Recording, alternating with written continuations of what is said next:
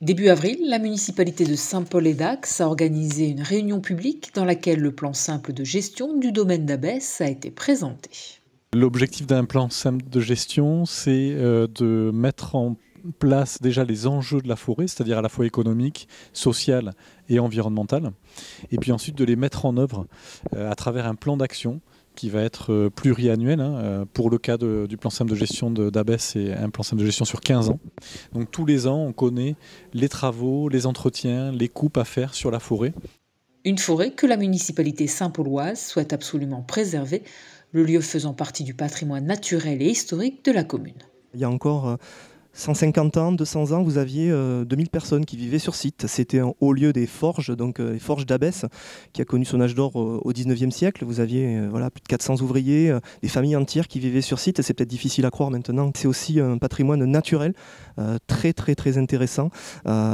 Et donc on va dire que c'est à la croisée des chemins du patrimoine communal. C'est un site qu'on souhaite refaire vivre puisqu'il a perdu malheureusement de sa superbe. Et on se doit en tout cas de pouvoir le préserver et de le transmettre aux populations. Sur la forêt d'Abès, il y a de nombreuses zones environnementales remarquables, comme les tourbières, comme les prairies, comme les marais, les zones de ripisylve.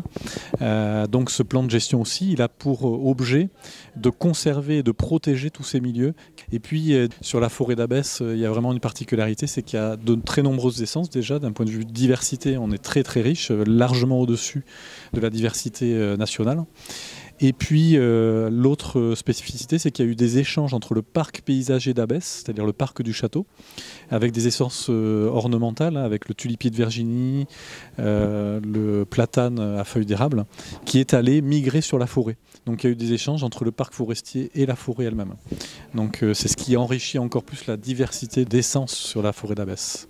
Afin de préserver ce lieu remarquable, mais aussi de le faire revivre et mieux connaître, sans toutefois en faire un site touristique, la municipalité s'est entourée de professionnels et d'associations avec des projets déjà définis et pour certains débutés.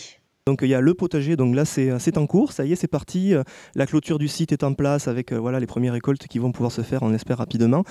Sur la partie donc, du parc, donc là aussi on est sur des premiers débroussaillements, donc ça prend là aussi tournure avec aussi l'expertise de professionnels pour nous dire un petit peu ce qu'on peut faire ou ne pas faire et comment le faire. Et puis aussi il y a cette partie pâture, puisque historiquement nous avions plusieurs hectares de pâture, vous aviez des fermes qui étaient sur le domaine d'Abès.